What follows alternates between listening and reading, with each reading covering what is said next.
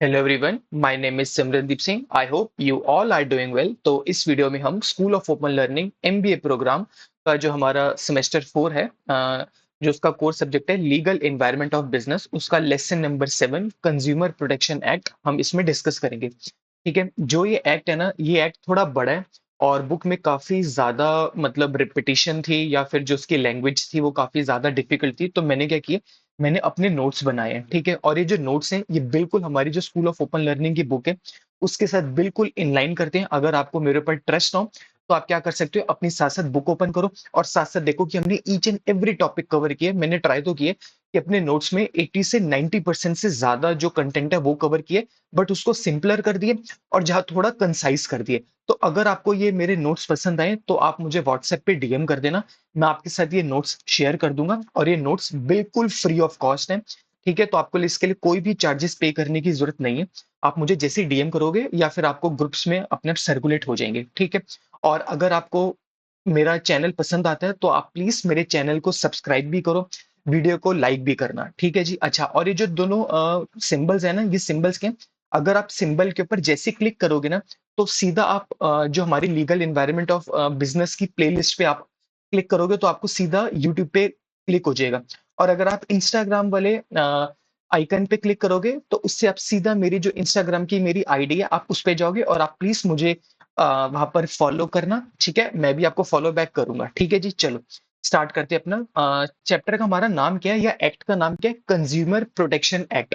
देखो सिंपलर अगर मैं आपको बताऊं ना कि कंज्यूमर प्रोटेक्शन एक्ट आया क्यों या क्यों है, एक बात बताओ, हम रेगुलर डेली बेसिस पे क्या करते हैं, कोई ना कोई गुड्स या फिर कोई ना कोई सर्विस तो कंज्यूम करते ही करते हैं। क्या आपने कभी नोटिस किया कि कई बारी जो एडवर्टाइजिंग न्यूज में आती है या फिर कम टीवीज में आती है या कभी न्यूज़पेपर में आती है, उसके साथ जो आपको प्रोडक्ट मिलता है वो कंपैरिजन में उतनी अच्छी क्वालिटी का नहीं मिलता। तो उस चक्कर में होता क्या है कि आपको क्या लगता है कि आपके साथ क्या हुआ है, कोई फ्रॉड हुआ है या आपके साथ कोई चीटिंग हुई है। अब आप उस केस में जाओगे कहाँ? आपके पास तो कोई ऑप्शन ही नहीं है। आप अब एक छोटा सा कंज्यूमर कहाँ जाएगा? इस करके गवर्नमेंट ने क्या करा, एक कंज्यूमर प्रोटेक्शन एक्ट बनाया जिसके अकॉर्डिंग अगर किसी भी कंज्यूमर के साथ कोई भी धोखा होता है तो आप कहां पर कंप्लेंट कर सकते हो? सीपीए में क्या कर सकते हो आप? कंप्लेंट कर सकते हो। जैसे कि मैं आपको बताऊं कि अब कोई इंसान अब जो प्यार में धोखा हुआ है, ठीक है, अब वो क्या करेगा, बेचारे के साथ धोखा हो गया, उसका दिल टूट गया, उसने क्या करा, कोई डेटिंग ऐप को क्या करा, डाउनलोड किया। अब जब डेटिंग ऐप को वहां डाउनलोड किया और वहां पर पता चला उसके साथ भी वहां पर क्या होगा, कोई फ्रॉड हो गया। अब बताओ, तिनके को डूबते का सारा मतलब डूबते हुए को तिनके का सारा, अब ऐसे ही कुछ होता है। ठीक है, अब बेचारे के साथ अगर वहां भी धोखा हो जाए, उसका तो बेचारे का पहले से दिल टूटा हुआ था, तो बेचारे का तो और दिल टूट जाएगा, तो वो कहाँ जाएगा? वो फिर गवर्नमेंट के अथॉरिटी के पास जाएगा? नहीं, वो सीधा इस सीपीए के अकॉर्डिंग क्या कर सकते हैं, कंप्लेंट कर सकते हैं। किसको कंप्लेंट करेगा, उसके के पास क्या क्या रेमेडीज है, वो हम इसमें क्या करेंगे, हम पूरे इस एक्ट में कवर करेंगे। ठीक है जी, चलो सबसे पहले मैं अगर मैं आपको बताऊं जो कंज्यूमर प्रोटेक्शन एक्ट है वो क्या है, ये सीपीए एक्ट है। ये कब पास हुआ था? 9 अगस्त को पास हुआ था 2019 में। इसने जो ओल्ड एक्ट था 1986 को, इसको इन्होंने रिप्लेस किया था। और इसका मेन गोल क्या है इस एक्ट का, कि प्रोटेक्ट्स को क्या करता है, राइट, कंज्यूमर्स के जो राइट है उनको क्या करता है, प्रोटेक्ट करता है, और अथॉरिटीज को क्विक रिजोल्यूशन के लिए, कंप्लेंट करने के लिए करता है। अब आप मेरी बात समझो, कई बार हम ऐसा देखते हैं कि हमें कोई प्रोडक्ट लिखते हैं, उसके ऊपर लिखा होता है कि हम अगर ये प्रोडक्ट यूज करेंगे तो इससे ये बेनिफिट है, ये बेनिफिट मिलेगा, बट एक्चुअल में जब हम वो प्रोडक्ट यूज करते हैं ना, उससे कोई बेनिफिट मिलता नहीं है। बट एक कंज्यूमर जिसको उसको उसके राइट्स के बारे में कोई नॉलेज नहीं होती, वो घर बैठा रहता है। बट अगर हमने ये लॉ पढ़ा होगा तो हमें पता होगा कि हमारा राइट क्या, अगर हमारे साथ कभी भी कोई चीटिंग होती है तो हमें कहां पर और किसके अगेंस्ट क्या करनी है, कंप्लेंट करनी है। ठीक है, और ये कौन हैंडल करती है, कौन सी मिनिस्ट्री? तो ministry of consumer affair handle करती है, फूड या फिर पब्लिक डिस्ट्रीब्यूशन हैंडल करती है, और स्पेशली जो हैंडल करता है वो कौन करता है, department of consumer affairs handle करता है। अच्छा जी, अब सबसे पहले मैं आपको बताऊं डिजिटल एरा के बेनिफिट्स क्या हैं। सबसे पहले डिजिटल बेनिफिट्स के और एरा के होने के, हम ऑनलाइन शॉपिंग करना बहुत इजी हो चुका है। आपको पता है आजकल तो हर एक चीज ऑनलाइन मिल जाती है, फ्लिपकार्ट हो, अमेजोन हो, स्विगी, जोमेटो, हर जगह पर हर एक चीज मिल जाती है। और इसके अलावा वैरायटी ऑफ ऑप्शंस हमारे पास काफी ज्यादा है। कन्वीनियंट पेमेंट्स, कन्वीनियंट पेमेंट का क्या मतलब, आजकल तो हम यूपीआई से, कार्ड से, वॉलेट से, हर किसी से पेमेंट कर सकते हैं। इवन अगर आप कभी कन्वेंस, अगर आप कभी पब्लिक ट्रांसपोर्ट को यूज करो, जो आजकल ई रिक्शाज होते हैं, आप उनके पास भी आप क्या कर सकते हो, आप यूपीआई या फिर आप क्या कर सकते हो, जो उनके पास क्यूआर कोड होता है उससे आप पेमेंट कर सकते हो।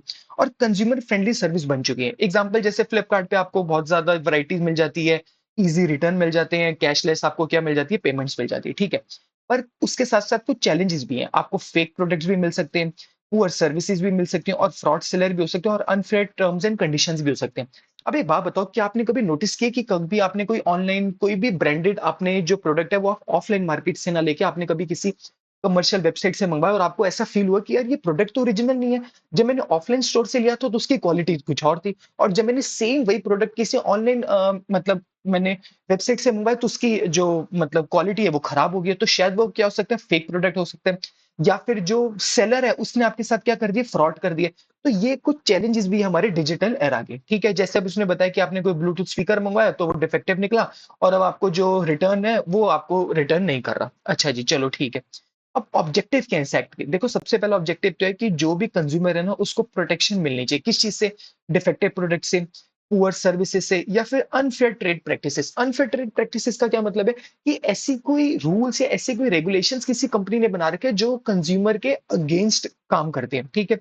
अच्छा, उसके लिए क्विक रिजोल्यूशंस के लिए क्या कर सकते हो? उसके लिए फास्ट ट्रैक अथॉरिटीज बनाई गई हैं, ठीक है। उन कंज्यूमर्स को एम्पावर किया गया ताकि उनके जो राइट्स हैं उनके बारे में उनको बताया जाए, उनको जस्टिस टाइम पे मिल पाए। अच्छा जी, अब आ गया सेक्शन वन।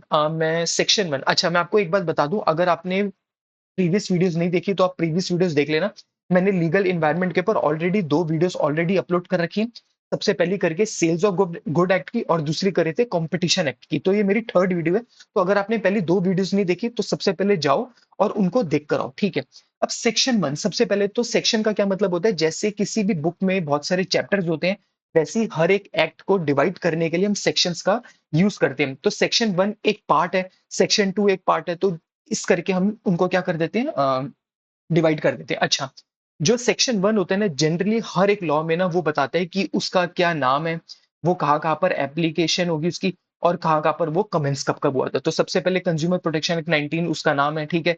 ये ऑल ओवर इंडिया में क्या होता है, अप्लाई होता है एक्सेप्ट जम्मू एंड कश्मीर। वैसे ना हमारी बुक में लिखा है except Jammu and Kashmir, but जब से आर्टिकल 370 रिवोक हुआ है ना, तो तब से ये सेंट्रल लॉ है, तो ये क्या होना चाहिए, ये पूरे इंडिया में फॉलो होना चाहिए। और मैंने इसके साथ ना लिंक भी मेंशन कर दिए, सोर्स भी मेंशन कर दिए।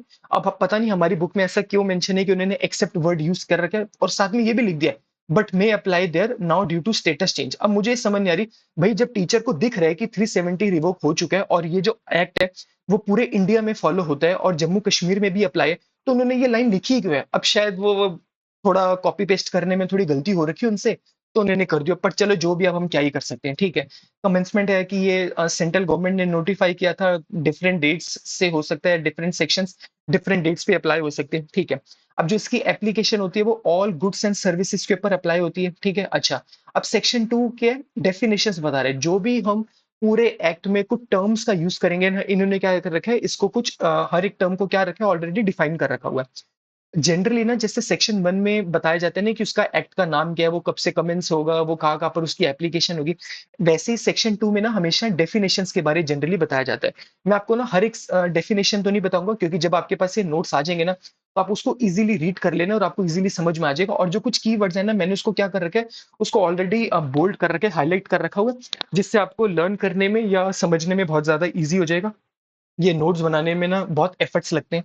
तो मैं आपसे फिर से रिक्वेस्ट करूंगा कि अगर आप मेरे चैनल पे सबसे पहली बार ही आए ना, तो सबसे पहले मेरी वीडियो को लाइक भी करना और चैनल को सब्सक्राइब भी करना, और हो सके तो मुझे व्हाट्सएप पे या फिर इंस्टाग्राम पे ना थैंक यू भी जरूर बोलना, क्योंकि सच में इनको बनाने में ना काफी एफर्ट्स लगते हैं। वरना ये तो सब चीजें आपको फ्री में मिल रही हैं, तो मैं चाहूँ तो इसके लिए पेड भी रख सकता हूँ, बट मैं चाहता हूँ कि सबका भला हो, ताकि मैं भी ग्रो करूँ, साथ साथ आप भी मेरे ग्रो करो, ठीक है जी। चलो, डेफिनेशंस में सबसे पहले मैंने आपको एडवर्टाइजिंग का क्या मतलब होता है, कोई भी ऑडियो या फिर कोई विजुअल प्रमोशन हो, ठीक है। अच्छा, एप्रोप्रिएट लेबोरेटरी का क्या मतलब होता है, कोई भी लैब सर्टिफाइड होनी चाहिए टेस्ट गुड्स करने के लिए, या फिर डिफेक्टिव मतलब, देखो लेट्स से आपने कोई सॉफ्ट ड्रिंक खरीदी और उसके अंदर कोई आपको लगता है कि ये कुछ खराब निकले, इसके अंदर मक्खी निकले, मच्छर निकले, तो आप डायरेक्ट जाके केस नहीं कर सकते हो। पहले आपके पास ना उसकी लैब टेस्ट रिपोर्ट होनी चाहिए कि हाँ मैंने इसको टेस्ट में रिपोर्ट करा और उसमें पता चला कि जो उसमें शुगर का कंटेंट था वो बहुत ज्यादा था, ये इसमें ऐसे कोई हार्मफुल केमिकल्स यूज करे गए हैं जो हेल्थ के लिए खराब है, तो आप उसको टेस्ट कराना पड़ेगा। और जो टेस्ट कराने के लिए जो लैब्स होनी चाहिए वो क्या होनी चाहिए, सर्टिफाइड लैब्स होनी चाहिए गवर्नमेंट से,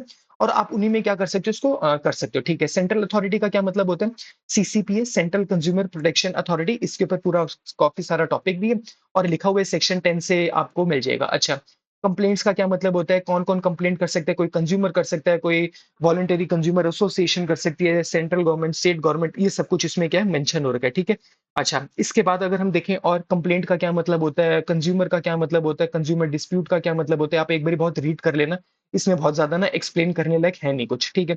अच्छा और इसके अलावा जैसे अच्छा मीडिएशन का क्या मतलब होता है, मीडिएशन एक फ्रेंडली मेथड होता है, जिससे हम जो भी डिस्प्यूट है एक कंज्यूमर के बीच में और एक कंपनी के बीच में उसको क्या कर सकते हैं, रिज़ॉल्व कर सकते हैं। अच्छा, मिसलीडिंग एडवर्टाइजिंग का क्या मतलब होता है, जिसमें कोई फ़ॉल्स या फिर कन्फ्यूज़न इन्फॉर्मेशन कर रखी हो, जैसे दिन दिहाड़े अंग्रेज़ी बोलना सीखे या फिर ऐसे है कि स्किन को फेयर करे 5 दिन में, भई ऐसा थोड़ा ना हो सकता है। अब हम इंडियन हैं, जिनको ऑलरेडी जो लोगों का जो कलर है वो थोड़ा डार्क कॉम्प्लेक्शन का है, तो वो कोई भी क्रीम यूज़ कर ले, भई उससे फ़र्क नहीं पड़ने वाला।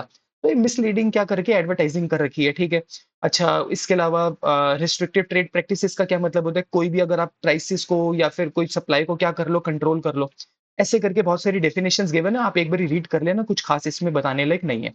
अच्छा, जो हमारा नेक्स्ट टॉपिक है और ये इम्पोर्टेंट भी है, ये हमारे कोर्स में भी आ सकते हैं, मतलब हमारे पेपर में भी आ सकता है, वो है कंज्यूमर के राइट्स। देखो कंज्यूमर प्रोटेक्शन एक्ट 19 में ना कुछ कंज्यूमर्स के राइट्स गिवन है, जिससे हम कंज्यूमर को क्या कर सकते हैं, प्रोटेक्ट कर सकते हैं। सबसे पहले राइट टू बी प्रोटेक्टेड, इसका क्या मतलब होता है, जो भी कंज्यूमर प्रोडक्ट्स या फिर सर्विसेज हैं, वो हार्मफुल नहीं होनी चाहिए उसकी हेल्थ के लिए या फिर उसकी लाइफ के लिए। एग्जाम्पल, आप किसी मेडिकल स्टोर में गए, उसने आपको एक्सपायर्ड मेडिसिन दे दी, तो इससे तो अगर आप खाओगे तो आपकी तबियत और खराब हो जाएगी। इंसान की वैसी तबियत खराब होती है तो ही वो डॉक्टर के पास जाते हैं, और अगर वहीं पर उसको एक्सपायर्ड मेडिसिन मिल जाए, फिर तो कलेश हो गया उसके लिए।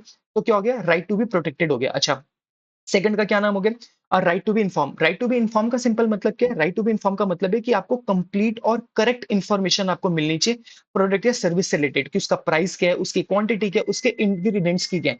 आप ना कभी ध्यान रखना कि कई बार जब हम कुछ चीज लेने जाते हैं ना, तो उसके जो लेबल्स होते हैं ना, उसके अंदर क्लियरली मेंशन ही नहीं होता कि ये किस चीज से बना हुआ है या इसके अंदर क्या क्या चीजें डली हुई हैं। तो ये चीज क्या है, ये खराब है। हर एक कंपनी जो भी आपको कोई प्रोडक्ट दे रही है, उसका ये ड्यूटी बनती है कि भैया राइट टू बी इन्फॉर्म आपको हर एक चीज क्लियरली मेंशन करे कि ये कितने एमएल का है, ये कितनी उसकी एक्सपायरी डेट है, सब कुछ ठीक है। राइट टू चूज, आपके पास मल्टीपल ऑप्शंस होने चाहिए मार्केट में, ताकि आप उसको क्या कर सकते हो, चूज कर सकते हो।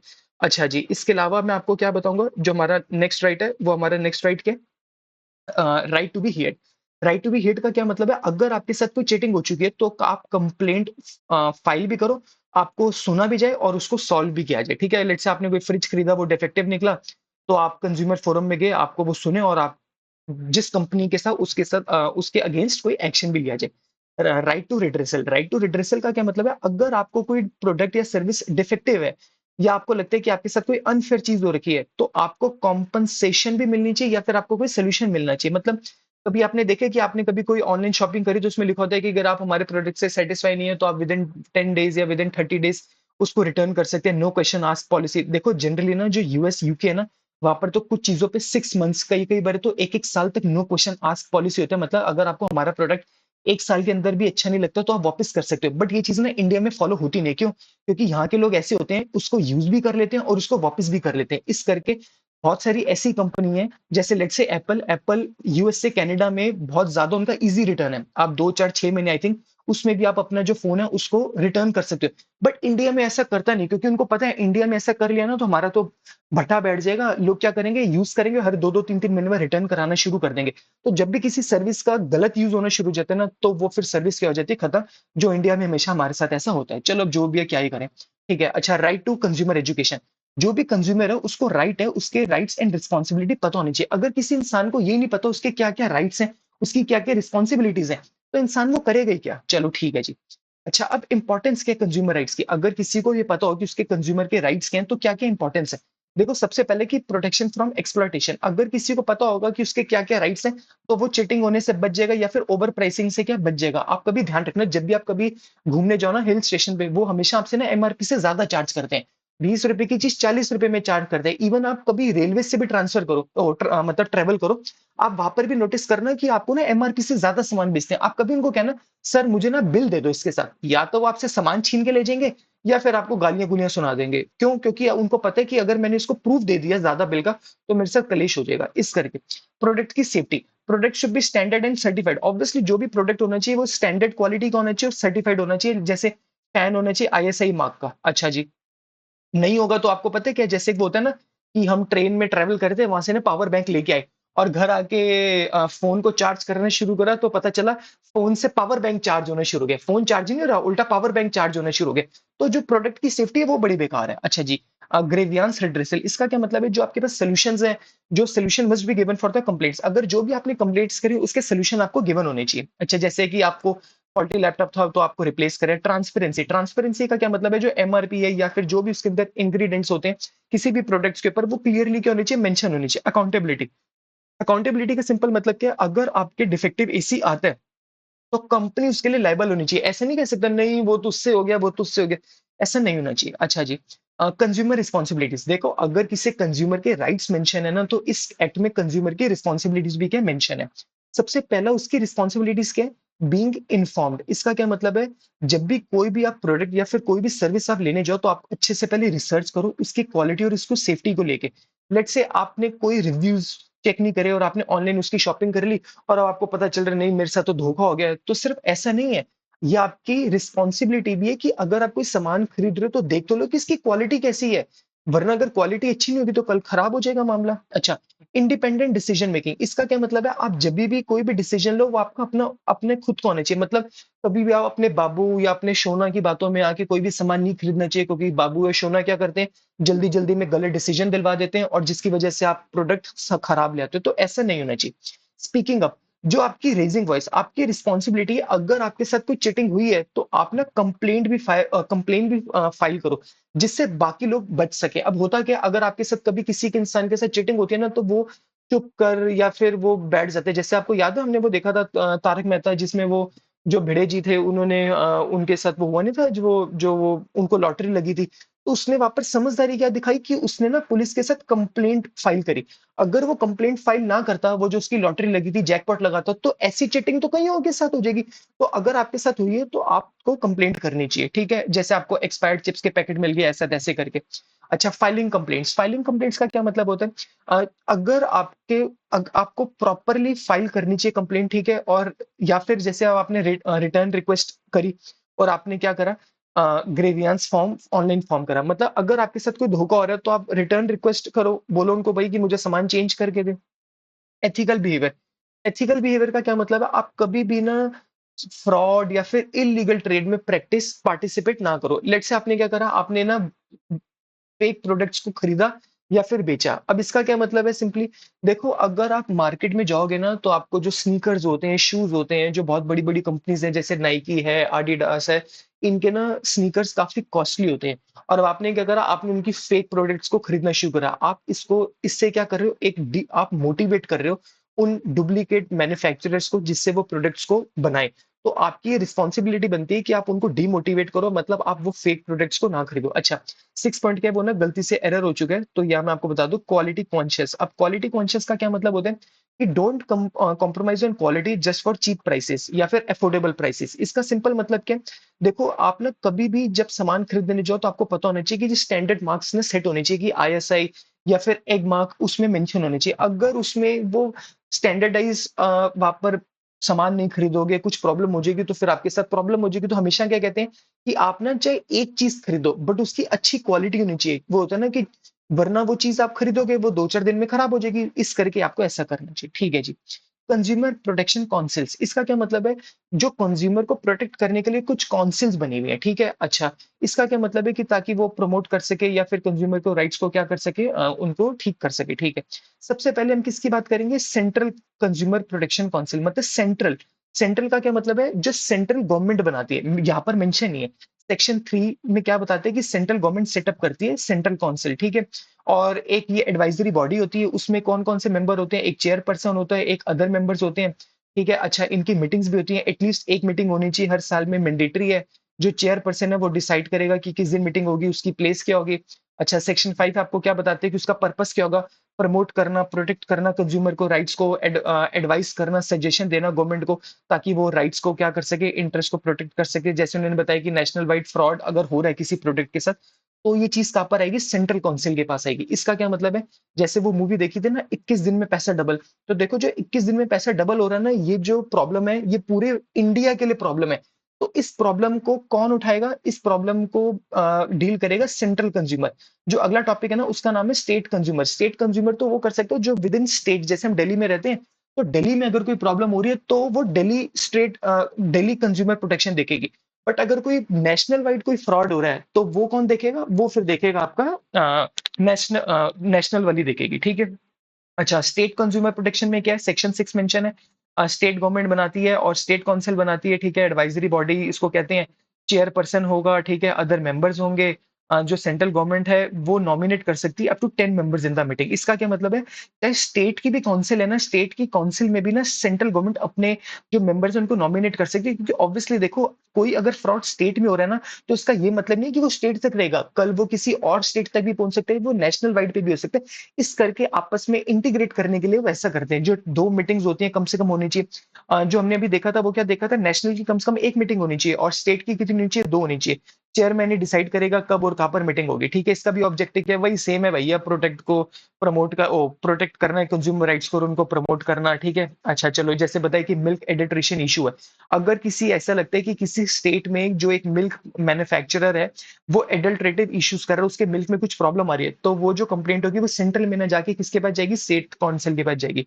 अब आगे डिस्ट्रिक्ट। अब जैसे अब हम रहते हैं, जैसे दिल्ली में रहते हैं, तो यहाँ पर जैसे वेस्ट दिल्ली हो गया, नॉर्थ दिल्ली हो गया, तो डिस्ट्रिक्ट जो हमारे बने हुए हैं तो डिस्ट्रिक्ट वाइज भी बन जाती है। तो ये सबसे छोटी प्रोटेक्शन काउंसिल में करती है, ठीक है। जैसे अब राजौरी गार्डन में अगर कोई प्रॉब्लम है, जैसे मैं खुद राजौरी गार्डन में रहता हूँ, तो अगर मुझे स्पेसिफिक राजौरी गार्डन में कुछ चीटिंग हो रही है तो मैं वेस्ट डिस्ट्रिक्ट जाऊंगा और उसकी काउंसिल के पास जाके बोलूंगा कि भाई मेरे साथ क्या हो चुका है, फ्रॉड हो चुका है, ठीक है। सेक्शन 8 बता रहा है कि स्टेट गवर्नमेंट सेटअप करती है डिस्ट्रिक्ट काउंसिल को, ठीक है। नोटिफिकेशन निकालेगी, बताएगी इसके अंदर कितने मेंबर्स हैं, चेयरमैन होना चाहिए, अदर मेंबर्स होनी चाहिए, कम से कम 2 मीटिंग पर साल होनी चाहिए, जो चेयरपर्सन है कलेक्टर है वही बताएगा कि टाइम और प्लेस कब कब होगी, ठीक है। ऑब्जेक्टिव क्या होता है? वही सेम साम सारे ऑब्जेक्टिव्स होते हैं, बात खत्म। अच्छा। अ, अच्छा चलो, अब आपको मैं बताता हूँ जो अगला हमारा टॉपिक है उसका क्या नाम है? सीसीपीए, ठीक है। एक सेकंड, क्या आ गया? हाँ, ये रहा सीसीपीए। देखो सीसीपीए क्या कहता है? Consumer protection authority. इसको शॉर्ट में क्या बोलेंगे? सीसीपीए। तो मैं अब आगे से कंज्यूमर प्रोटेक्शन अथॉरिटी नहीं बोलूंगा, मैं सिर्फ बोलूंगा सीसीपीए, ठीक है। ये जो सेटअप है, ये सेटअप हुई है कि जो कंज्यूमर के राइट्स हैं उनको हम प्रोटेक्ट कर सकें, और अनफेयर जो भी ट्रेड प्रैक्टिसेस हो रही हैं, फिर जो मिसलीडिंग एडवर्टाइजिंग है, उसको हम क्या कर सके? उसको हम रोक सके, ठीक है। अब सेक्शन 10। अब जो भी मैं बताऊंगा ना आपको, किसके बारे में बताऊंगा? सीसीपीए। कौन क्रिएट करता है? सेंट्रल गवर्नमेंट क्रिएट करती है।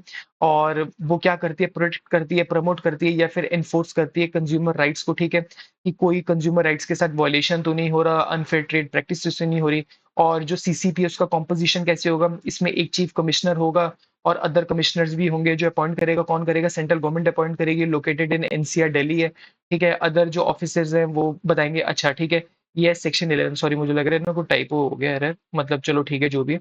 सेक्शन 11 ये क्या बता रहा है भैया? जो रूल्स होते हैं कमिश्नर के, जो गवर्नमेंट होती है बताएगी क्या क्या क्वालिफिकेशन होनी चाहिए, क्या सिलेक्शन होना चाहिए, क्या उनकी सैलरी होनी चाहिए, वो सब कुछ गवर्नमेंट डिसाइड करती है। अच्छा, सेक्शन 12 आपको क्या बताता है? Validity of actions. अच्छा, if there is a vacancy in CCPA और मिस्टेक इन अपॉइंटमेंट हो जाती है तो फिर एक्शन लेगा, वैलिड हो जाएगा, बात खत्म, ठीक है। अच्छा, सेक्शन 13 क्या बताता है आपको? Appointment of staff. जो भी अपॉइंटमेंट ऑफ स्टाफ होगा सीसीपीए का, कौन करेगा?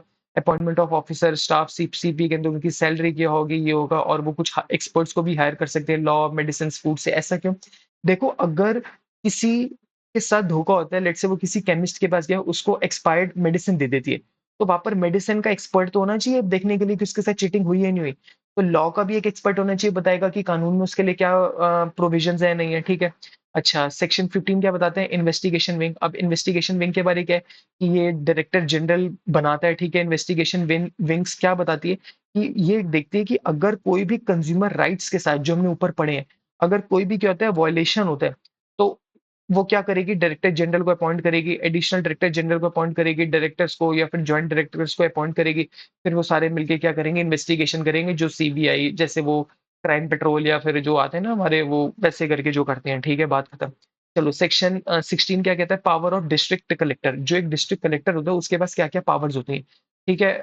The district collector gets complaints और डायरेक्टेड बाय सीसीपीए। देखो, जो भी सीसीपीए के पास कंप्लेंट आती है ना, वो किसको फॉरवर्ड कर देता है? डायरेक्टर कलेक्टर को कर देता है, ठीक है। डिस्ट्रिक्ट कलेक्टर को, सॉरी, डिस्ट्रिक्ट कलेक्टर को कर देता है, और फिर वो क्या करते हैं? इन्वेस्टिगेट करता है सारी चीजें। अच्छा, power and function of CCPA कि वो प्रोटेक्ट करता है, एनफोर्स करता है, ठीक है। अनफेयर ट्रेड प्रैक्टिसेस को रोकता है, उसके बाद स्टॉप मिसलीडिंग एडवर्टाइजिंग को रोकता है, ठीक है।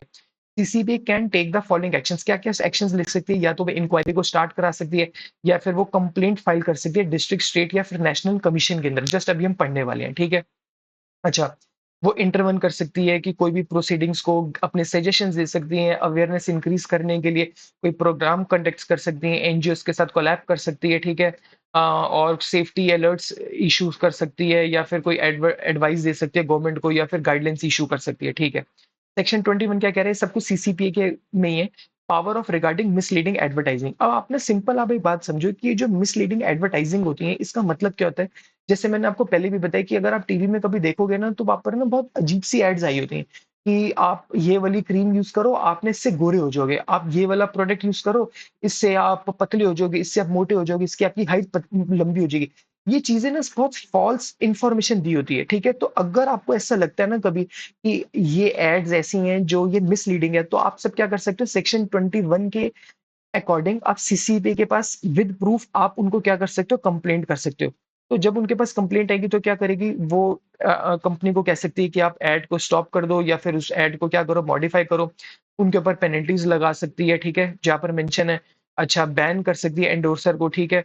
इसके अलावा पब्लिशर जो है उसको भी मतलब फाइन लग सकता है, एंडोर्सर को भी फाइन लग सकता है। अच्छा, इसके अलावा जो भी है कि वो फेयर भी अपॉर्चुनिटी, उन जब भी किसी को सजा देनी है, उससे पहले क्या अपॉर्चुनिटी ऑफ बीइंग हियर्ड, मतलब आप उनको पूरी सजा देने से पहले आप उनके साथ पहले अच्छे से डिस्कस करोगे, उनकी भी बात सुनोगे कि ऐसा तो नहीं है कि वो शायद सच बोल रहे हो, उनकी गलती ना हो, ऐसे करके, ठीक है। और सीसीपीए के जो अकाउंट्स है ऑडिट, वो भी होंगे सेक्शन 26 के अकॉर्डिंग, कि भैया वो मेंटेन करेगी अपने प्रॉपर अकाउंट्स। और ऑडिट कौन करेगा, सीएजी ऑडिट करेगा। और जो उसकी रिपोर्ट है वो गवर्नमेंट को क्या कर देंगे, आप रिपोर्ट ट्रांसफर करोगे और वो पार्लियामेंट में क्या होगी, प्रेजेंट करी जाएगी, ठीक है जी।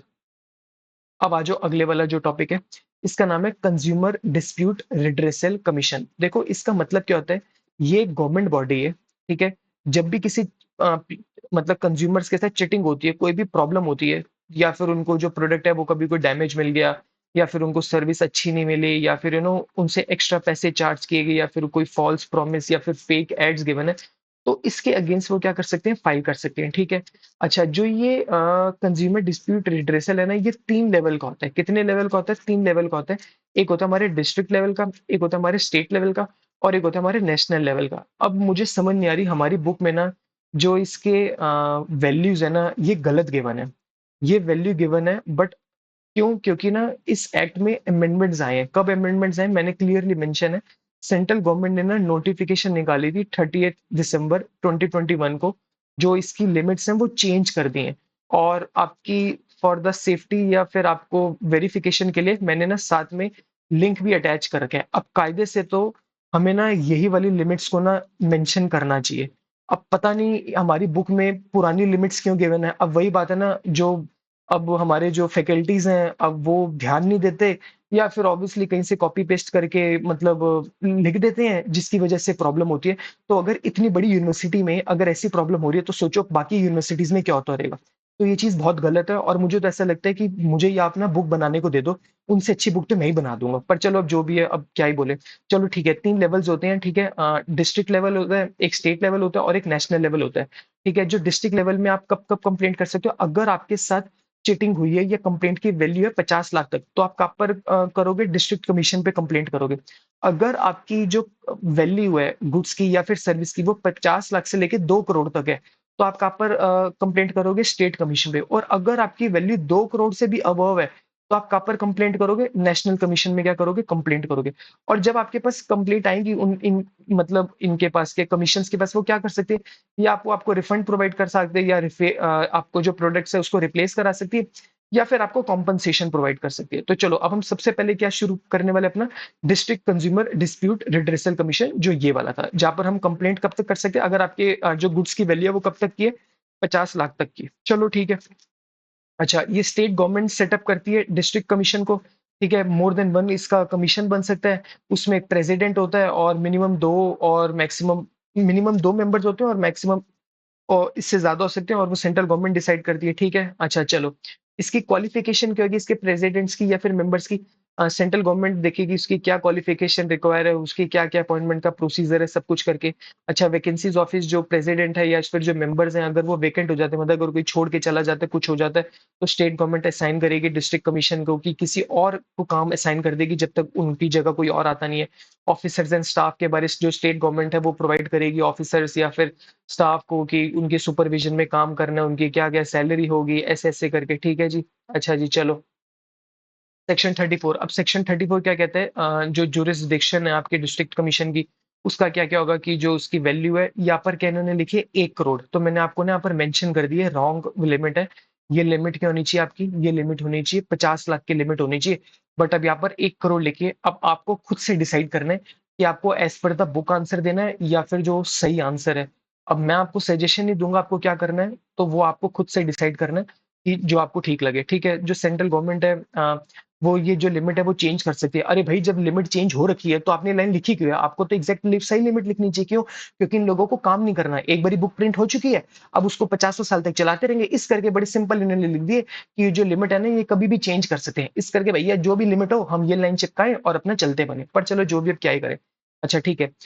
जो ये ऑपोजिट पार्टी को बुलाएगी, ठीक है, उसको फिर जो अगर मल्टीपल ऑपोजिट पार्टीज़ होती हैं, उनकी जो लोकेशंस होती हैं, उनको आप उनको नोटिस वोटिस देते हैं, सब कुछ करते हैं, ठीक है। Example, if your AC is defective होती है और अगर मुंबई में शॉप है, तो you can file the complaint in Mumbai. आपको कहाँ पर फाइल करनी पड़ेगी? मुंबई में। But if you are in Delhi, you can also file complaint in Delhi. तो आप दिल्ली में भी क्या कर सकते हो? उसको फाइल कर सकते हो, ठीक है। अच्छा, हाउ टू फाइल, आपको क्या करना है? कंज्यूमर खुद से कर सकता है या फिर कोई एसोसिएशन है कंज्यूमर की, वो फाइल कर सकती है। मल्टीपल कंज्यूमर्स मिलके, मतलब बहुत सारे कंज्यूमर्स मिलके कर सकते हैं, ठीक है। सेंट्रल गवर्नमेंट और सेंट्रल अथॉरिटी को ये जाएगी। आप ऑनलाइन फाइल कर सकते हो, जो थोड़ी बहुत फीस है वो आपको पे करनी पड़ेगी, ठीक है। अच्छा, चलो। सेक्शन 36 क्या कहता है? जो भी प्रोसीडिंग्स हैं, जो भी प्रोसीडिंग्स हैं, वो एक प्रेसिडेंट होगा, एक मेंबर होगा, ठीक है। वो 21 डेज को उनको टाइम मिलेगा, या तो कंप्लेंट का वो एडमिट करेंगे या फिर उसको क्या कर देंगे, रिजेक्ट कर देंगे। और अगर 21 डेज में कोई भी मतलब डिसीजन नहीं देते, तो जो कंप्लेंट है वो डीम टू बी एडमिटेड हो जाएगी। मतलब अगर आपको 21 दिन में कोई भी उनका आंसर नहीं आता, तो आपको समझो कि जो आपकी कंप्लेंट है वो एडमिट कर ली गई है। जो भी मैं आपको बता रहा हूँ, ये डिस्ट्रिक्ट के बारे में भी बता रहा हूँ, ठीक है। मेडिएशन ऑप्शन का क्या मतलब होता है? आपस में मंडवाली कर लेना, ठीक है, सेटल कर लेना, पीसफुली सेटल कर देना। 5 डेज का टाइम मिलेगा, रिटन कॉन्सेंट में आप ये सब चीजें कर सकते हो, ठीक है। प्रोसीजर आफ्टर एडमिशन, अगर आपका जो केस है वो एडमिशन हो जाता है, उसके बाद क्या होगा? वो जो कॉपी ऑफ कंप्लेंट है वो जो ऑपोजिट पार्टी है उसको भेजी जाएगी, ठीक है। और 30 डेज है, फिर 15 दिन का एक्सटेंशन भी मिल सकता है। और अगर वो सामने वाली पार्टी रिस्पॉन्ड नहीं करती, तो एक्स पार्टी डिसीजन दे दिया जाएगा। एक्स पार्टी का क्या मतलब होता है कि वो पार्टी अवेलेबल ही नहीं, तो वो खुद के बेसिस पे जज या फिर जो भी वो कमीशन का प्रेसिडेंट होगा, कमिश्नर होगा, वो बिना उसकी सुनवाई के डिसीजन दे देगा, ठीक है। अगर कोई डिफेक्टिव गुड होते हैं, वो सैंपल भेजा जाएगा लेबोरेटरी में टेस्ट के लिए। अब आपके मुंह पे कहने पे थोड़ा ना कोई सुन लेगा, आपके पहले जो भी होगा वो चीज वहां पर भेजेगा, ठीक है। इसके बाद जो भी कंप्लेंट्स होगी उसको सुना जाएगा, उसके बाद जो भी कुछ ऑब्जेक्शंस होंगे रिपोर्ट्स के, उसको फिर रिटर्न में दिया जाएगा। अच्छा, अगर कोई सर्विस है, तो क्या होगा कि सेम प्रोसेस होगा, ठीक है। एफिडेविट डॉक्यूमेंट्स देगा। अगर कंप्लेंट एब्सेंट होता है, तो फिर जो भी हमारे पास इंफॉर्मेशन अवेलेबल होगी उसके बेसिस पे हम क्या डिसीजन ले लेंगे, ठीक है। अदर पॉइंट्स का एक बार पढ़ लेना कि टाइम क्या है, 3 मंथ्स, 5 मंथ्स, कुछ खास ज्यादा नहीं है इसमें, ठीक है। अच्छा, सेक्शन 41 क्या कहता है आपको? Appeal against district commission. अगर आपको लगता है कि आपको डिस्ट्रिक्ट कमीशन से फैसला ठीक नहीं मिला, तो आप क्या कर सकते हो? आप स्टेट कमीशन पे क्या कर सकते हो? आप विद इन 45 डेज आप कंप्लेंट को फॉरवर्ड कर सकते हो, ठीक है जी। अच्छा, बट और आपको ना 50% ऑफ दैट अमाउंट आपको क्या करना पड़ेगा? स्टिल सबमिट करना पड़ेगा। लेट्स से कंपनी के अगेंस्ट में ऑर्डर आया।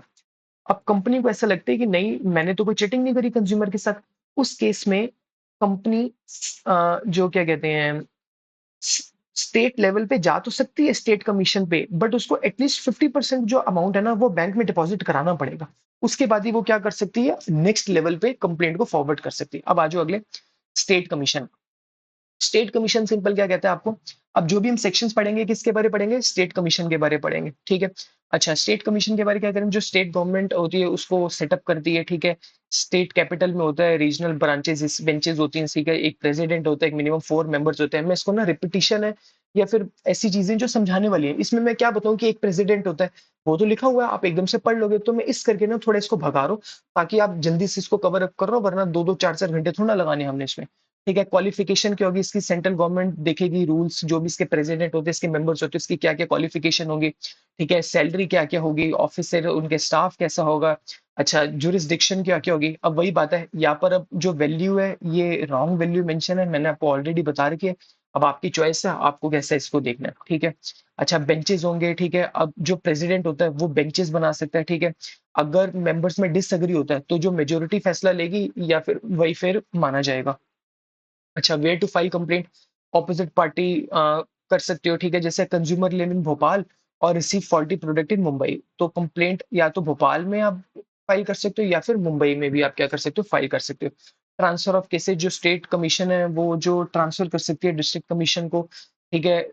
उसको पहले कंप्लेंट की रिक्वेस्ट मिलेगी, अपना डिसीजन करके वो ऐसा कर सकती है। ठीक है। रिव्यू पावर, स्टेट कमीशन के पास पावर है कि वो can review its own power, मतलब ऑर्डर। देखो होता क्या है, लेट्स से किसी स्टेट कमीशन ने एक फैसला दे दिया और उसके बाद उसके पास 30 डेज का टाइम है, वो अपने ही ऑर्डर को क्या कर सकती है, रिव्यू कर सकती है। अगर उसको ऐसा लगता है कि जो उसने पहले ऑर्डर दिया था वो ऑर्डर गलत दिया था, तो वो दोबारा से क्या कर सकती है, उस ऑर्डर को रेटिफाई कर सकती है। ठीक है। सेक्शन 51 क्या कहता है, नेशनल कमीशन में आप क्या कर सकते हो, अपील कर सकते हो। अगर आप अनहैप्पी हो तो आपको अपील कर सकते हो, बट आपको 50% अमाउंट पहले क्या करना पड़ेगा, डिपॉजिट। क्यों? आपको पता होता क्या है, लेट से एक कंपनी है ए और एक कंज्यूमर है मिस्टर एक्स। मिस्टर एक्स ने क्या करा, कंपनी ए के अगेंस्ट केस फाइल किया। ठीक है। अब हुआ क्या, आपका पहले केस चला गया डिस्ट्रिक्ट पे, फिर गया स्टेट पे, फिर गया नेशनल में। आपको पता है इस केस को अगर नेशनल तक जाने में ना 2-2 4-4 साल लग जाएंगे। तब तक कंपनी की तो मौज होगी, बड़ी बड़ी कंपनी के पास तो लॉयर्स की टीम होती है, वो कहेगी ये तो चलते रहो, ये तो ना हमें पैसा देना है ना कुछ। इस करके ना गवर्नमेंट ने ये इसके एक्ट के अंदर रूल बनाए कि अगर आप चाहते हो कि किसी हायर अथॉरिटी में अपील करना, तो आपको ना कम से कम 50% ऑफ द अमाउंट जो भी ऑर्डर हुआ है, लेट से कोर्ट ने ऑर्डर करे कि आपको ना कंज्यूमर को 1 करोड़ देना है, तो अगर आप चाहते हो कि आप हायर अथॉरिटी में कंप्लेंट को भेजो, तो कंपनी को ना कम से कम 50 लाख रुपए क्या करने पड़ेंगे, 50 लाख रुपए अकाउंट में डिपॉजिट कराने पड़ेंगे। उसके बाद भी वो हायर अथॉरिटीज में अपील कर सकती है, जिससे मेक श्योर हो पाए कि जो उसका पैसा है वो ब्लॉक हो गया। ठीक है जी। अच्छा, सेक्शन 52 क्या कह रहा है, आपकी जो अपील है वो विद इन 90 डेज सुनी जाएगी, एडजमेंट हो सकती है, ये सब कुछ पढ़ लेना। अब इसमें अगला टॉपिक है नेशनल कमीशन। नेशनल कमीशन अब हमारा थर्ड वाला टॉपिक आ चुका है, नेशनल कमीशन। ठीक है। उसके बारे में नेशनल कमीशन का क्या होता है, ये टॉप लेवल कंज्यूमर कोर्ट होता है। ठीक है। सेटअप बाय सेंट्रल गवर्नमेंट होता है, ये एनसीआर में या फिर इसकी और रीजनल ब्रांचेस हो सकती हैं। ठीक है। एक प्रेसिडेंट होता है, कम से कम 4 मेंबर्स होते हैं। कौन अपॉइंट कर सकता है, प्रेसिडेंट। अच्छा, how are they appointed, the president and the members are selected by the government. कौन करेगा, गवर्नमेंट सेलेक्ट करेगा। इनका जो टेन्योर होता है वो 5 साल का होता है। इनकी दोबारा से रीअपॉइंटमेंट भी हो सकती है। इनकी प्रेसिडेंट की एज 70 साल तक हो सकती है, मेंबर्स की एज 67 ईयर्स तक हो सकती है। When can you go to national वाला, कब कब जा सकते हो, अगर आपकी जो वैल्यू है, फिर ये जो वैल्यू गलत लिखी हुई है, मैं आपको फिर बता रहा हूँ, आपको वैल्यू वही लिखनी चाहिए जो मैंने ऊपर आपको बताई थी, बट स्टिल अगर आपको जो ठीक लगता है आप उसको फॉलो कर सकते हो। ठीक है। अच्छा, हाउ एनसीडीआरसी वर्क, कैसे ये काम करेगा, ब्रांचेस होते हैं, बेंचेस होते हैं इसके अलग अलग, उसके पास आप कंप्लेंट कर सकते हो। अच्छा, जो ईच बेंच होती है वो सीनियर मोस्ट मेंबर उसको लेड करता है। बेंचेस का क्या मतलब होता है, देखो लेट से आपके साथ चीटिंग हुई है, तो आप कमीशन में कंप्लेंट करने गए, तो वहां पर ना एक ग्रुप नहीं है जो आपकी बात सुनेगा, एक ग्रुप से बहुत ज्यादा, लेट से एक जो नेशनल कमीशन है ना उसके अंदर लेट से 10 ग्रुप है। तो जो हर एक ग्रुप है ना, एक ग्रुप को क्या बोलते हैं, एक बेंच कहते हैं, और उस ग्रुप में जो सबसे सीनियर मोस्ट मेंबर होता है वो उसका क्या बन जाता है, लीडर बन जाता है। ठीक है। इफ मेंबर डिसएग्री, तो जो मेजोरिटी ओपिनियन देगी उससे फैसला लिया जाएगा। ठीक है। ट्रांसफर ऑफ केसेस बिल्कुल हो सकते हैं, डिस्ट्रिक्ट कमीशन टू अनदर हो सकता है या फिर स्टेट टू बी अनदर हो सकता है। ठीक है। अपील अगेंस्ट एनसीडीआर हो सकता है, हाँ, अगर विद इन 30 डेज आप सुप्रीम कोर्ट में क्या कर सकते हो, आप अपील कर सकते हो। ठीक है। इसकी टाइम लिमिट्स बता रखी हुई है। What relief can given, national क्या क्या दे सकता है, आपके डिफेक्ट्स को फिक्स कर सकता है, प्रोडक्ट को रिप्लेस करा सकता है, आपको रिफंड प्रोवाइड करा सकता है, आपकी जो कोई प्रॉब्लम है उसको सुन सकता है, आपको कॉम्पनसेशन प्रोवाइड कर सकता है, कोई भी अनफेयर प्रैक्टिसेस हो रखे हैं उनको स्टॉप कर सकता है, डेंजरस प्रोडक्ट्स को बैन कर सकता है, या फिर कॉम्पनसेशन दिलवा सकता है जनरल पब्लिक को ऐसे ऐसे करके। या अगर आपको कोर्ट में केस किया और आपको उसके आपका खर्चा हुआ है, तो आपकी जो लॉयर की फीस है कंज्यूमर के, वो भी आपको दोबारा से दिलवा सकता है वापस। ठीक है। अपील का सिस्टम क्या होता है, आप डिस्ट्रिक्ट कमीशन से स्टेट कमीशन पे अपील कर सकते हो with in 30 days, state commission से नेशनल में जा सकते हो विद इन 30 डेज, और नेशनल से अगर आपको सुप्रीम कोर्ट में करना है तो विद इन 45 डेज। अब आप एक बात समझो, कंपनी कितने अच्छे से खेल सकती है कि डिस्ट्रिक्ट से कोर्ट कोई हारी स्टेट में कर दिया, स्टेट में हरी, नेशनल में कर दिया, और नेशनल में हरी तो सुप्रीम कोर्ट में कर लिया। केस तो चलते रहेंगे पचासों साल तक और मौज हो जाएगी। देखो, इससे बचने के लिए ना लॉ में दो चीजें बनी है। सबसे पहले तो मैं आपको बताया कि अगर आप चाहते हो कि आप नेक्स्ट लेवल पे कंप्लेंट फॉरवर्ड करो, तो आपको कम से कम 50% अमाउंट डिपॉजिट कराना पड़ेगा। और ये जो कंज्यूमर की जो अलग से जो मतलब कमीशंस बनी हुई है ना, ये कंपेरेटिवली जो कोर्ट्स होते हैं उससे जल्दी डिसीजंस देती हैं। क्योंकि अगर आपका कोर्ट केस चला गया ना, लेट से 30,000 में या फिर हाई कोर्ट में, तो वहां पर तो 5-5 साल लग जाएंगे। बट जो कंज्यूमर प्रोटेक्शन एक्ट के अंदर जो कमीशंस बनी है ना, ये फैसले बहुत जल्दी लेती है, क्योंकि ये सिर्फ कंज्यूमर के हक के लिए बनी हुई। ठीक है जी, चलो।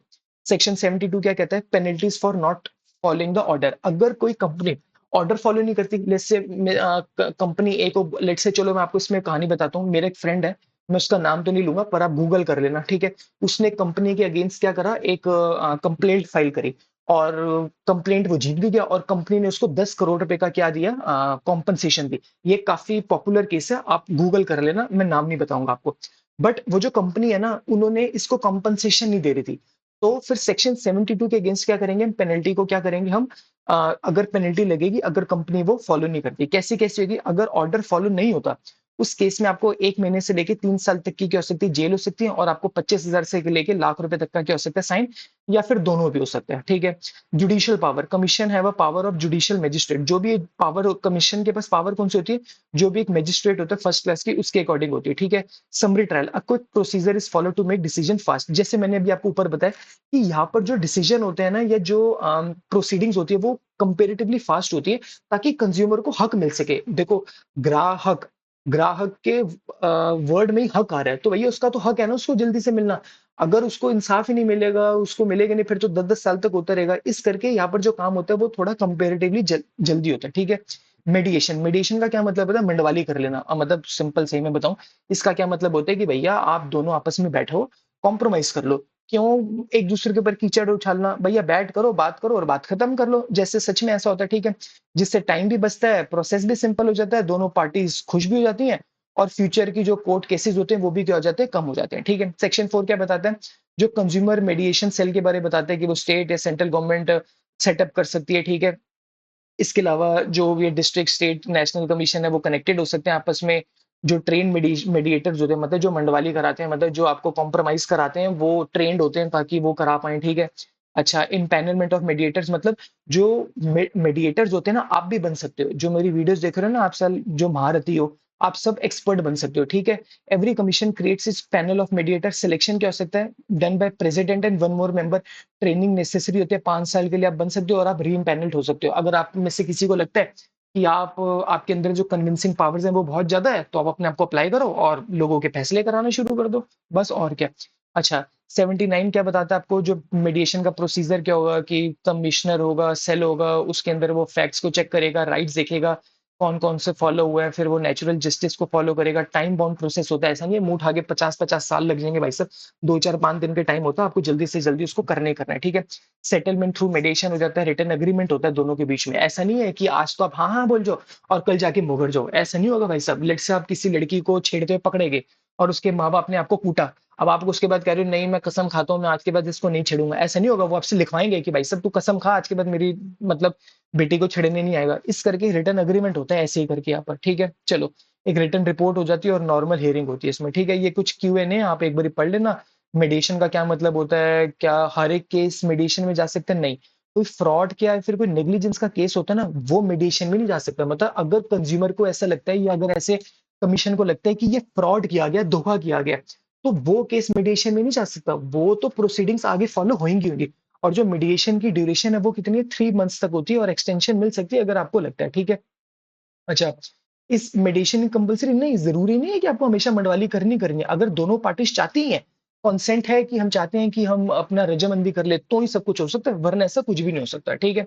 अच्छा, code of conduct for मेडिएशन, mediator क्या क्या होता है? कोई नो आउटसाइड कम्युनिकेशन जानी चाहिए, मतलब जो भी पार्टीज आपस में बैठ के कर रही है, वो बातें बाहर नहीं जानी चाहिए। ठीक है। मस्ट डिस्क्लोज करो, हर एक चीज फेयर और न्यूट्रल रहना चाहिए। ठीक है। अच्छा, अब आ जाओ प्रोडक्ट की लाइबिलिटी। देखो, प्रोडक्ट की लाइबिलिटी का क्या मतलब होता है? Rights to file product liability action. देखो, अगर आपने कोई प्रोडक्ट यूज किया, और आप लेट से आपने कोई प्रोडक्ट कंज्यूम किया, और उससे आपको दस्ते लग गई, मतलब आपको लूज मोशन लग गए, अरे ये तो गलत बात है ना यार, आपको तो लूज मोशन लग जाएगा, आपके पेपर आने वाले, सोचो अभी आप मेरी वीडियो देखते देखते जो कुछ खा रहे हो और आपको उससे लूज मोशन लग जाए, तो फिर गलत हो जाएगा ना भाई साहब, अगले दिन पेपर कैसे दे पाओगे? तो भैया आपके पास क्या क्या राइट्स हैं ये देख लो। अगर पेट खराब हो जाए तो सेक्शन 83 के अकॉर्डिंग कर सकते हो क्या क्या। अगर आपको इंजरी हो जाती है या खुदा ना खास्ता आप चले जाते हो इस दुनिया से, तो फिर मतलब चलो जो भी बोलो ठीक है। तो अगर आपको कोई डैमेजेस हो जाती हैं तो फिर आप मैन्युफैक्चरर या फिर सर्विस प्रोवाइडर के अगेंस्ट कंप्लेंट कर सकते हो। जैसे गीजर के अंदर दिवाली मन गई, मतलब गीजर ही ब्लास्ट हो जाता है, तो मैन्युफैक्चरर के अगेंस्ट आप केस कर सकते हो, ठीक है। लाइबिलिटी क्या होगी मैन्युफैक्चरर की? मैन्युफैक्चरिंग का जो भी डिफेक्ट होता है उसके लिए वो लाइबल है। अगर कोई डिजाइन है डिफेक्टिव है उसके लिए वो लाइबल है। या फिर जो कोई भी स्टैंडर्ड्स हैं उससे बेकार क्वालिटी का सामान देता है तो भी वो लाइबल है। या वारंटी फेल हो जाती है, मतलब वो आपको बोलता है कि 1 साल के अंदर मैं आपको ठीक करके दूंगा, और जब आप उसके बाद सामान लेके जाते हो तो आपको मना कर देते हैं मैं ठीक नहीं करके दूंगा। या फिर जो वार्निंग्स है इंस्ट्रक्शंस है वो प्रॉपर नहीं थी, मतलब लेट से आप घर में ना एक प्रेस लेके आए और प्रेस के ऊपर लिखा हुआ था कि मतलब इसको ना सिर्फ 10 मिनट तक ये ना गर्म करना, इससे ज्यादा गर्म नहीं करना, तो आपने उसकी इंस्ट्रक्शंस के अकॉर्डिंग प्रेस को गर्म करने रख दिया 10 मिनट, बट वो 2 मिनट बाद ही ब्लास्ट हो गई, तो फिर क्लियर इंस्ट्रक्शंस नहीं लिखी हुई थी, इसमें आपकी थोड़ी ना गलती है। चलो ठीक है। सेक्शन 85 क्या बताता है? Liability of service provider. अगर आपने किसी से सर्विस ली है और अगर उसके अगेंस्ट कुछ कलेश हो जाता है, तो जो सर्विस है वो डेफिशिएंट है, नेग्लिजेंस है, ओमिशन हो चुकी है, या फिर इंस्ट्रक्शंस क्लियर नहीं थी, या फिर ब्रीच ऑफ वारंटी हो चुकी है, तो भैया फिर आप कर सकते हो। जैसे क्या हुआ, if you get shock after repair the service provider is liable. Late से आपकी प्रेस खराब होगी, आपने किसी से ठीक करवाई और जब घर आए और उसके बाद आपको झटका लग गया, तो भैया ये तो गलत बात है ना, झटके ऐसे थोड़ा ना लगने चाहिए, और झटका लगे तो जाके पकड़ो उसको, फिर जो भी हिसाब है, ठीक है। चलो, सेक्शन 86 क्या बताता है? Liability of seller. अच्छा, सेलर कब कब लायबल होगा? या फिर जब control over design and labelling में उसकी दिक्कत थी, उसने कोई प्रोडक्ट मॉडिफाई कर दिया, या उसने कोई अपनी इंडिपेंडेंट वारंटी दे दी। इसका क्या मतलब है? लेट से आप ना आप एक बात समझो, लेट से आपने PS4 खरीदी किसी से, ठीक है। जब PS4 आपने खरीदी ना, तो जिस सेलर से आपने खरीदी उसने ना उसके डिजाइन में खुद से कुछ चेंजेस कर दिए, या उसने जो PS4 है उसके अंदर कोई मॉडिफिकेशन कर दिए, या फिर उसने आपको बोला जी देखो कंपनी तो आपको 1 साल की गारंटी दे रही है, मैं आपको ना ऊपर से 6 महीने की गारंटी दे रहा हूँ भाई, सब कुछ भी होगा तो आपका भाई बैठा ना सत्यावन, ले आना मैं ठीक कर दूंगा। अब उस टाइम तो मीठी मीठी बातें कर ली, पर जब आप अपने सत्यावन भाई के पास गए मिलने, अब वो तो कह रहे जी मैं तो नहीं करके दूंगा ठीक। तो अगर उस किसी शॉपकीपर ने आपको इंडिपेंडेंट वारंटी दे रखी है अपार्ट फ्रॉम कंपनी वारंटी, तो भी वो उसके लिए क्या हो जाएगा? लायबल हो जाएगा। मैन्युफैक्चर इज अननोन, मतलब ऐसा कोई उसने आपसे वादा किया, ऐसे कोई कस्में वादे खा लिए जिसके लिए मैन्युफैक्चरर अननोन है, तो उसके लिए भी सेलर ही दुकानदारी क्या होगा? लायबल होगा। अच्छा, या फिर स्टोरेज या फिर हैंडलिंग में मिस मतलब नेग्लिजेंस होगी, मतलब जब आप PS4 लाए तो जो PS4 थी वो वहां पर चूहे खा गए, मतलब चूहे उसकी तारे खा गए, तो भाई उसमें कंपनी वाले की बेचारे की थोड़ी ना गलती है, इसमें गलती तो शॉपकीपर की है जिसने उसने गलत से ठीक रखा हुआ था, ठीक है।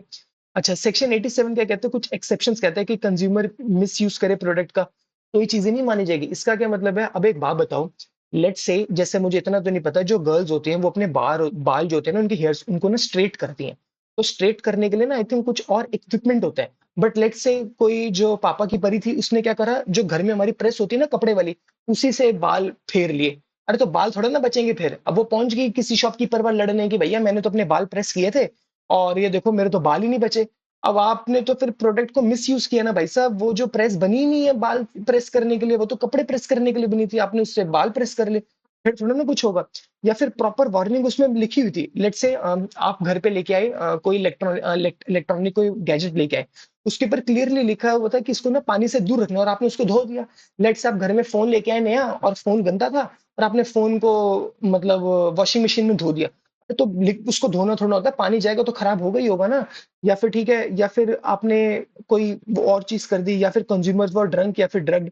अब कंज्यूमर ने थोड़ी कुछ कुछ भांग की गोली चढ़ा रखी थी, और भांग की गोली चढ़ा के उसने क्या करा, जो फोन होता है ना उसको चार्ज करने के बजाय क्या करा, जो फोन के चार्जर की मतलब जो होता है ना जो पोर्ट होता है, वो पोर्ट को तोड़ के वो जो नंगी तारे होती हैं वो ही अंदर डाल दी। अरे ऐसे थोड़ा ना होगा भाई साहब, अब आपके जो सस्ते नशे पूरे नहीं हो रहे, ऐसे करके नहीं होना चाहिए, ठीक है।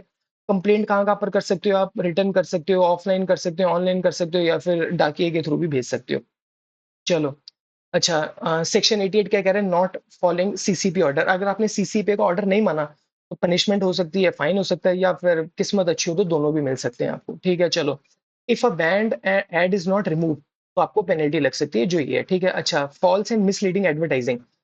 फर्स्ट टाइम अगर आप ऐसे करते हो, जैसे होता है ना कि मैं एक दिन जा रहा था कि रास्ते में उसमें लिखा होगा कि दिन दिहाड़े अंग्रेजी बोलना सीखें। तो अगर आपने ये ऐड देख के आप अंग्रेजी सीखने चले जाते हो और आप दिन दिहाड़े अंग्रेजी नहीं सीख पाते हो, तो उस कंपनी ने अगर फर्स्ट टाइम ऐसा किया है तो 2 साल तक की जेल या फिर 10 लाख तक का फाइन लगेगा। बट अगर सेकंड टाइम भी ऐसा करता है तो 5 साल तक की जेल और 50 लाख भी लगेगा, ठीक है। और अगर आपको अगर तीसरी बार भी जाएगा तो फिर पता नहीं, फिर देखना पड़ेगा फिर क्या होता है। अभी फिलहाल के लिए तो इतने लिखा है, ठीक है।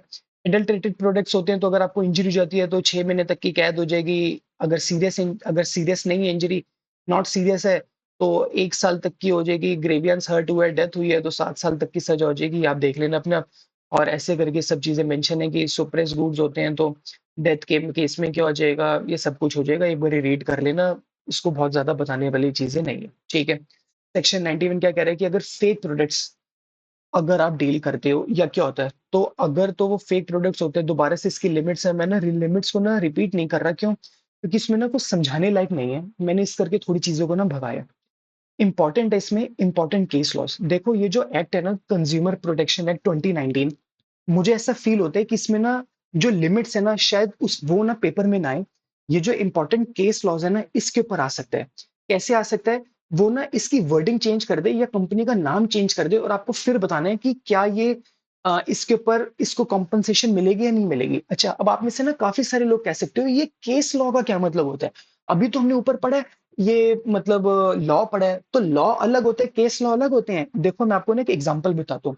लेट्स से स्कूल में ना प्रिंसिपल ने एक लड़के को पकड़ लिया, लेट्स से चीटिंग करते हुए, और उस लड़के को उसने क्या करा, ग्राउंड फ्लोर से नीचे फेंक दिया और उसको बेल्टों से मारा, ठीक है। अब ये जो चीज थी, ये पूरे इंडिया में या पूरे दिल्ली में क्या होगी, पॉपुलर होगी। अब उसके बाद जब भी कोई बच्चा पकड़ा जाता है चीटिंग करते हुए, तो उसके साथ क्या होता है, पहले उसको वो ग्राउंड फ्लोर पे लेके आते हैं, फिर ग्राउंड फ्लोर से उसको छलांग मरवाते हैं, और उसके बाद उसको बेल्टों से कुटाई करते हैं। तो जो कुछ इंपॉर्टेंट फेमस केस लॉ बन जाते हैं, फेमस कहानियां बन जाती हैं। जैसे मैं आपको बताऊं, जो प्रेम कहानी होती हैं वो तो सारी होती हैं, बट हमेशा वो क्या होता है, रांझा और हीर और रांझा का नाम क्यों लिया जाता है? कि जब भी हमें कोई खाना, हम क्या कहते हैं, देखो ये तो हीर और रांझा जैसा। अब कहानियां तो रोज ही चल रही होती है, बाबू सोना जैसी, क्योंकि वो पहली ऐसी कहानी थी जो काफी पॉपुलर हो चुकी है। तो सेम चीज, अगर कोई भी ऐसा आज के टाइम पे लॉ, कोई भी केस आता है जिसकी जो सिचुएशन होती है वो इन केसेस से रिलेटेड होती है, तो हम सीधा कोर्ट में क्या कह सकते हैं कि जो फैसला इस केस में लिया गया था, सेम फैसला मेरे केस में होना चाहिए। चलो इंपॉर्टेंट केस लॉ, सबसे पहला क्या है, चेतन पारिक वर्सेस मेट इंस्टीट्यूट। इसमें हुआ क्या था, जो चेतन था ना, उसने ना एमसीएस कोर्स में ना एडमिशन ले ली थी। एमसीएस का क्या मतलब होता है, जो बीसीए बीएससी के बाद हुआ जाता है। बट उसकी ना भी बीएससी का रिजल्ट ही नहीं आया। मतलब किसी बच्चे का बैचलर्स का भी रिजल्ट नहीं आया, और उसने मास्टर्स में क्या ले ली, एडमिशन ले ली। तो उसके बाद हुआ क्या, आफ्टर फेलिंग, मतलब जो चेतन पारिक था बेचारा, अब वो पास नहीं हो पाया, तो उसने उसके बाद कोर्स को क्या कर दिया, क्विट कर दिया। तो और उसने फीस के लिए रिफंड मांगा, और इंस्टीट्यूट ने मना कर दिया। एग्जाम्पल समझो, आप किसी इंस्टीट्यूट से या किसी यूनिवर्सिटी से आपने बैचलर्स कर रहे हो, और अभी थर्ड ईयर का रिजल्ट नहीं आया, और आपने किसी दूसरी यूनिवर्सिटी वाले कह रहे हैं कि आप एक काम करो, हमारे पास एडमिशन करा लो ना।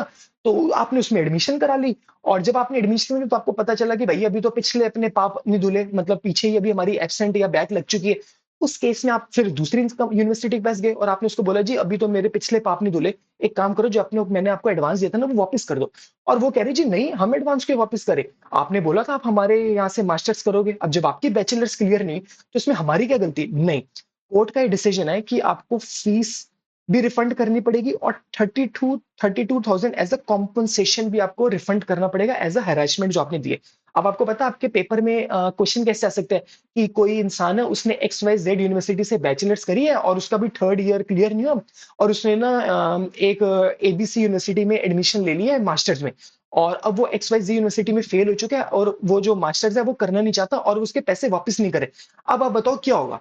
तो इस केस में क्या होगा, अब आपको अगर तो नाम याद है तो आप लिख दो लोगे, as per the famous case law Chetan Parekh versus met institute, और उसके फैक्ट्स को मेंशन करके जजमेंट को मेंशन कर दो। और आपको नहीं याद रहता तो आप सिंपल कर दो कि भैया उस केस में क्या होगा कि कोर्ट ऑर्डर करेगा रिफंड ऑफ फीस का, और साथ में कॉम्पनसेशन भी देगा, बात खत्म हो जाएगी। अच्छा, अगला क्या है? धर्मदास वर्सेस एचडीएफसी अर्को। ठीक है, देखो क्या हुआ। जो ये धर्मदास जी है ना, उनको कोई हार्ट डिजीज हुआ होगा, तो उन्होंने कोई ट्रीटमेंट कराया होगा, हार्ट डिजीज का ट्रीटमेंट। जो इंश्योरेंस है ना, उन्होंने बोला कि ये जो ट्रीटमेंट करा है ना, ये तो एक्सपेरिमेंटल ट्रीटमेंट है, और उसके लिए एटलीस्ट ना 24 आवर्स हॉस्पिटल का स्टे होना चाहिए। तो अब आपने तो ये कराया नहीं है, तो हम आपको पैसे क्यों देंगे? क्योंकि आपको पता है जो इंश्योरेंस कंपनीज होती है ना, वो प्रीमियम लेने के टाइम पे तो कुछ भी नहीं करती, पर जब आपको उनसे वो लेना होता है ना वापस, क्या कहते हैं, इंश्योरेंस क्लेम लेना होता है, तो वो टर्म्स एंड कंडीशन, वो याद है वो कौन सी मूवी थी, वो जो वो जिसमें वो होता है, वो उसके ऊपर वो बिजली गिर जाती है, मैं नाम ही नहीं भूल याद नहीं आ रहा। वो कौन सी होती है मूवी, ओम करके ऐसा कुछ नाम होता है, क्या होता है, मैं नाम भूल चुका हूँ, जिसमें हाँ जो होता है कि वो जब वो उसके ऊपर बिजली गिर जाती है और फिर वो कृष्ण जी बन के वो उसकी आते हैं, चलो जो भी है, आप बता देना, मुझे याद नहीं आ रहा, ठीक है। उस केस में क्या हुआ, उन्होंने बोला कि जो इंश्योरेंस क्लेम है ना, वो एक एक्सपेरिमेंटल था, और कम से कम 24 आवर्स के लिए आपको हॉस्पिटल में होना चाहिए था, अब वो भी नहीं हुए, हम आपको नहीं देंगे। बट जजमेंट क्या है कि फोरम ने समझा जो ट्रीटमेंट है ना वो वैलिड है।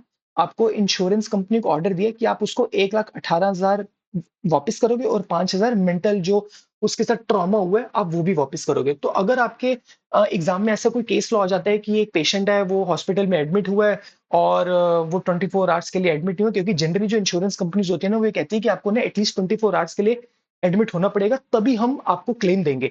और 24 आवर्स के लिए वो एडमिट नहीं हुए, और वो जो ट्रीटमेंट था वो कुछ एक्सपेरिमेंटल था, और इंश्योरेंस कंपनी ने पैसे देने से मना कर दिया है। अब आप बताओ इस केस में क्या होगा? तो आप बता देंगे कि भैया इसमें इंश्योरेंस क्लेम भी मिलेगा, और जो आपके साथ मेंटल टॉर्चर हुआ है या मेंटल ट्रॉमा हुआ है, उसके लिए भी आपको कॉम्पनसेशन मिलेगी। ठीक है, लास्ट क्या हुआ है, जो कुमार बजाज जी हैं वर्सेस पेप्सिको कंपनी। देखो, जो लेज होते हैं, लेस जो पैकेट चिप्स आते हैं, उसने देखा कि अंडरवेट है, और उसने कंप्लेंट फाइल करी, और फर्स्ट टाइम ना कंपनी ने कोई रिप्लाई नहीं दिया, और सेकंड टाइम उसको गिफ्ट हैम्पर भेज दिया, ताकि बात वहीं पर सुलझ जाए। तो जो कंज्यूमर था, एनजीओ थी, जो सीईआरएस है, उन्होंने फाइल करी कंप्लेंट। जजमेंट क्या है, उन्होंने बोले कि अनफेयर ट्रेड प्रैक्टिसेस हैं।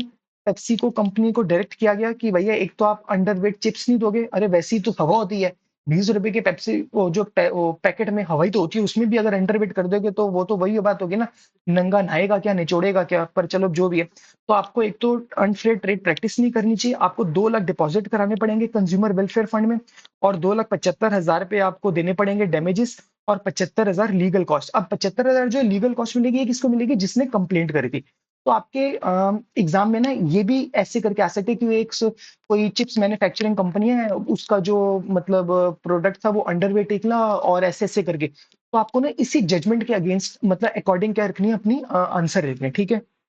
मैंने आपको ना ऑलमोस्ट जो पूरा चैप्टर है ना, वो आपको मैंने पूरा चैप्टर गो थ्रू करा दिया, ठीक है। मुझे पता है ये चैप्टर काफी बड़ा था, और मैंने आपको काफी बोर भी किया होगा, और बहुत बारी मैंने आपको आपका दिमाग भी खाया, बट मैंने अपनी तरफ से ना पूरा ट्राई किया आपको अच्छे से समझाने के लिए, ठीक है। ये मेरा यूट्यूब चैनल है, और ये मेरा इंस्टाग्राम का अकाउंट है। जैसे ही आप ये वाले आइकन पे क्लिक करोगे ना, आप डायरेक्टली मेरे इंस्टाग्राम पेज पे पहुंच जाओगे। आप प्लीज मुझे फॉलो करो, मैं भी आपको फॉलो बैक करूंगा। वीडियोस बनाने में ना काफ़ी ज़्यादा मेहनत लगती है, बहुत ज़्यादा एफर्ट्स लगते हैं। अब मैं लास्ट 45 मिनट से बोल ही रहा हूँ, तो काफ़ी ज़्यादा डिफ़िकल्ट भी होता है कॉन्टिन्यूअसली बोलना, बिना ब्रेक लिए। तो और आपसे मैं एक रिक्वेस्ट करना चाहूँगा कि मैंने तो आपको ना वैसे पूरा जो मतलब चैप्टर है वो पूरा मतलब कंप्लीट करा है, बट स्टिल आप कोई इम्पोर्टेंट डेट्स या इम्पोर्टेंट फैक्ट्स के लिए ना साथ-साथ एक बारी बुक को भी रेफ़र कर लेना, ठीक है? अगर आपको ये मेरी वीडियो अच्छी लगी हो, तो प्लीज़ मेरे चैनल को सब्सक्राइब करो, वीडियो को लाइक भी करो, अच्छे-अच्छे प्यारे कमेंट्स भी दो। व्हाट्सएप पे आप मेरे साथ मुझे मैसेज करना, मैं आपको जो ये नोट्स हैं, मैं आपको प्रोवाइड करा दूँगा, वो भी फ्री ऑफ कॉस्ट, ठीक है? तो अगली वीडियो तक के लिए see you, tata, bye bye, see you soon, bye bye.